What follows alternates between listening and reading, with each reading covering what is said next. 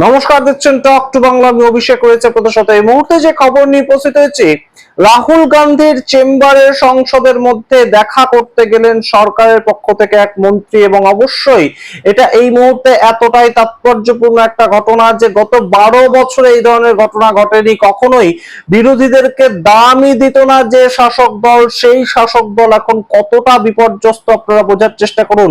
যে রাহুল গান্ধীর যে চেম্বার, সেই চেম্বারের যে অফিস, সেখানে সরাসরি যেতে হলো পার্লামেন্ট অ্যাফেয়ার্স মন্ত্রী কিরেন রিজিজুকে। তার কারণ রাজ্যসভা এবং লোকসভা দুটো হাউসই সম্পূর্ণ বন্ধ হয়ে আছে, এবং সেই ক্ষেত্রে তারা সংসদ চালাতেই পারছে না, সম্পূর্ণ ডেড লক সিচুয়েশন হয়ে আছে এই মুহূর্তে। এবং সেই ক্ষেত্রে কিভাবে সেটাকে নর্মালাইজ করা যায়, রেগুলারাইজ করা যায়, সেই প্রস্তাব নিয়ে গিয়েছিলেন সরকারের পক্ষ থেকে কিরেন রিজিজু, পার্লামেন্ট অ্যাফেয়ার্স মন্ত্রী।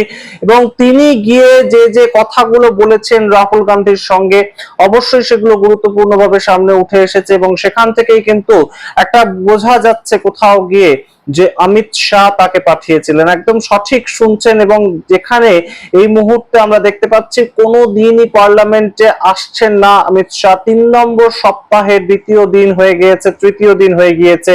তার পরবর্তীতে অমিত শাহকে আমরা দেখতে পাইনি। 20শে জুলাই থেকে শুরু করে 5ই আগস্ট পর্যন্ত একদিনও সংসদে হাউসের ভেতর অমিত শাহ যাননি।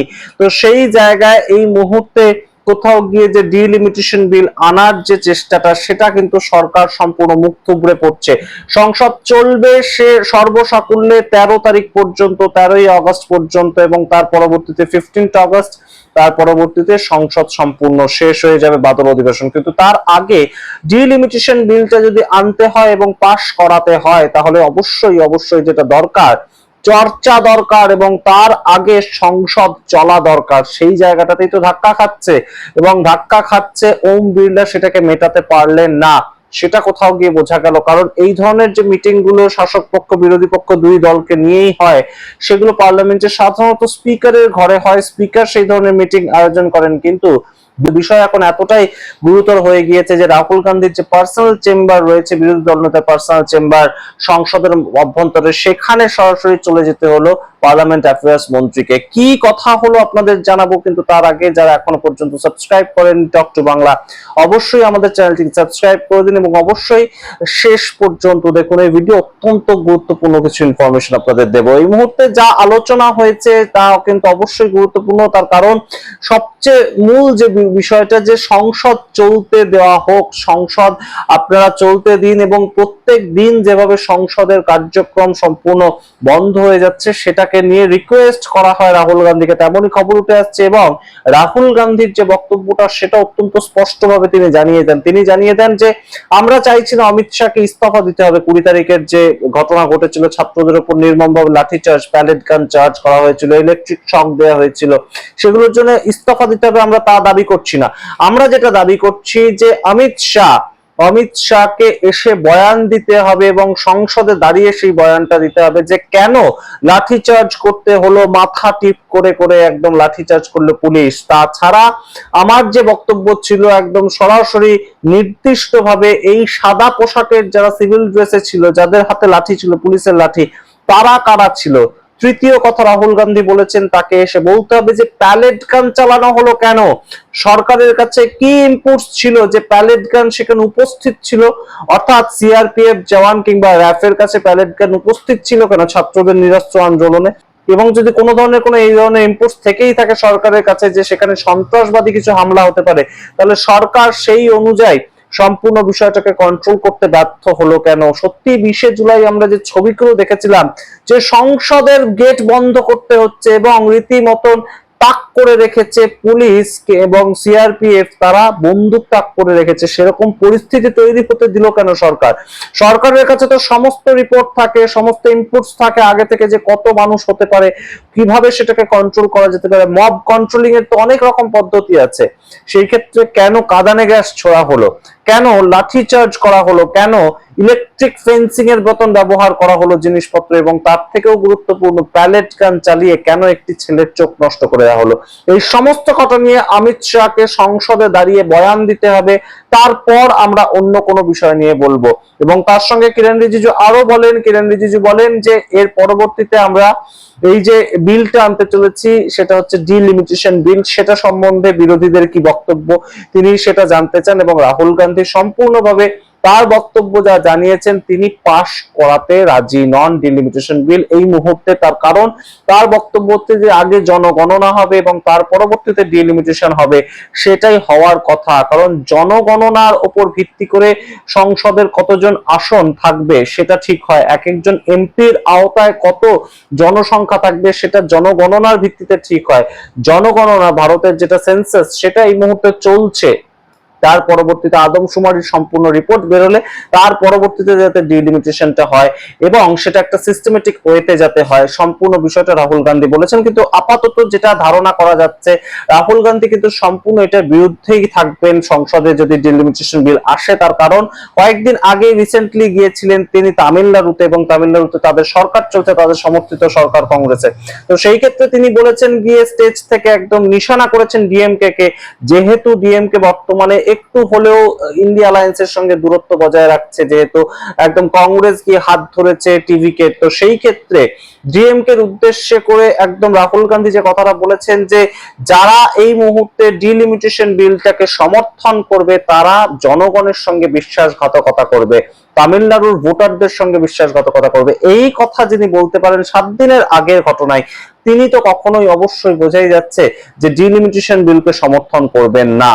এবং অবশ্যই ডিলিমিটেশন বিলকে যদি বিরোধীরা সমর্থন না করেন তাহলে অবশ্যই কিন্তু যেটা ঘটনা ঘটবে সেটা অবশ্যই বোঝাই যাচ্ছে যে এনডিএ এই মুহূর্তে দাঁড়িয়ে রয়েছে 315-তে, 318 সংখ্যাটা দাঁড়ায়, কিন্তু এনসিপিআই এর 3 জন সংখ্যালঘু সাংসদ তারা ফিরে আসার জন্য অলরেডি জানিয়ে দিয়েছেন। আবু তাহের খান, ইউসুফ পাঠান এবং অবশ্যই তার সঙ্গে খলিলুর রহমানও রয়েছেন, এবং সেই 3 জন ফিরে আসলে 315 সংখ্যাটা দাঁড়ায়। তার সঙ্গে যদি ডিএমকে এর 22 জনও যুক্ত হয়ে যান, আরো কিছু যারা শোনা যাচ্ছে যে নবীন পট্টনায়কের তরফ থেকে ওড়িশা থেকে কিছু লোকজন যুক্ত হবেন, এনসিপির তরফ থেকে একজন সাংসদ আছেন তিনি যুক্ত হবেন, অনেকে শোনা যাচ্ছে অনেক কিছু, কিন্তু তার পরবর্তীতেও সংখ্যাটা 362 লাগবে, সেটা কোনো মতেই তারা রিচ করতে পারছে না। তাই এই বিল আদৌ আসলে পাশ করানো যাবে কিনা সংসদে সেটা আমরা জানি না। অবশ্যই গুরুত্বপূর্ণ এরকমও কিছু সিচুয়েশন তৈরি করা হতে পারে যে কিছু কিছু দল সেদিন ড্রপ করে দিলেন, তাদের অ্যাবসেন্ট হয়ে গেলেন তারা, সেই ক্ষেত্রেও কিন্তু সংখ্যাটাই, টোটাল এমপির সংখ্যাটা, উপস্থিত এমপির সংখ্যাটাই যদি কমে যায় তাহলে রীতিমতো 362 সংখ্যাটাও কমে যাবে অটোমেটিক্যালি।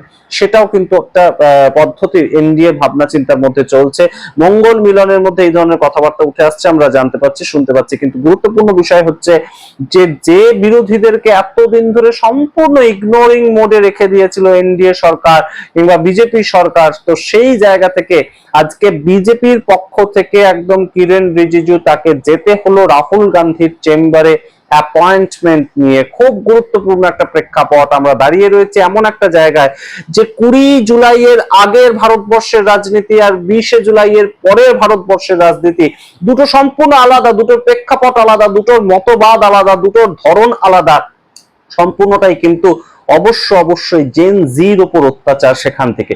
এবং তার সঙ্গে অবশ্যই রাম মন্দিরের যে চুরির বিষয়টা সেটা তো রয়েছে, এবং রাম মন্দিরের চুরির বিষয়টা এই মুহূর্তে অখিলেশ যাদব যেভাবে একদম উত্তরপ্রদেশের বিধানসভায় তার এমএলএদের দ্বারা পরিচালিত করছেন বিরোধটা, ঠিক সেভাবেই একদম অখিলেশ যাদবের 37 জন এমপি সহ কংগ্রেস দল এই মুহূর্তে কিন্তু প্রচন্ড ভাবে চাপ দিচ্ছে সরকারকে যে চান্দা চোর কাহা মিলেগা, বিজেপি কে দফতর মে, এই ধরনের স্লোগান উঠছে সংসদে, এবং সংসদ সম্পূর্ণ চত্বরটা জুড়ে তারা মিছিল করেছেন আজকে।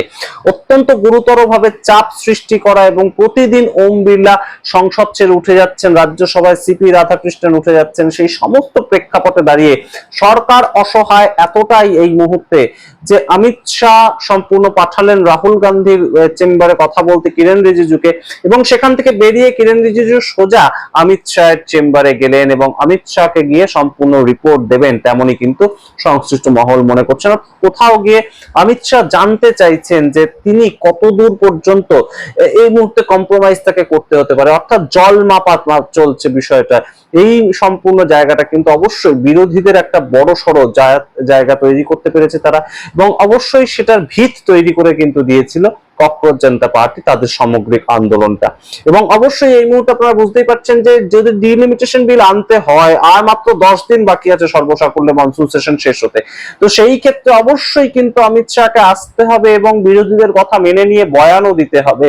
এবং বয়ান দিতে গেলে আপনারা বুঝতেই পারছেন যে তিনি বেকায়দায় পড়বেন প্যালেট গান চালানো নিয়ে কিংবা কাঁদানে গ্যাস ছোড়া নিয়ে, সেগুলো তো আছেই, কিন্তু তার সঙ্গে যেটা একদম সরাসরি ন্যারেটিভ সেট হয়ে যাবে যে সরকার পিছিয়ে যেতে বাধ্য হচ্ছে, মোদী সরকারের আর সেই ক্ষমতা নেই যে তারা চোখে চোখ রেখে অমিত শাহ একদম দাবানলের মতন কথা বলবেন এবং বিরোধীরা ঝিমিয়ে পড়বে।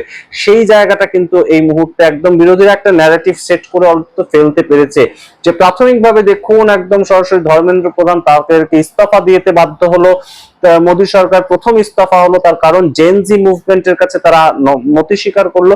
এবং দ্বিতীয় দেখুন একদম সরাসরি বিরোধীরা এমন পরিস্থিতি তৈরি করলো, সংসদ চলতেই দিল না এতদিন ধরে, অমিত শাহ তাকেও এসে বয়ান দিতে হলো, এতদিন সাইলেন্স থাকার পরেও এসে বয়ান দিতে হলো, তারপর আমরা সংসদ চালাতে দিলাম এবং তারপর ডিলিমিটেশন বিল এলো ইত্যাদি ইত্যাদি ঘটনা।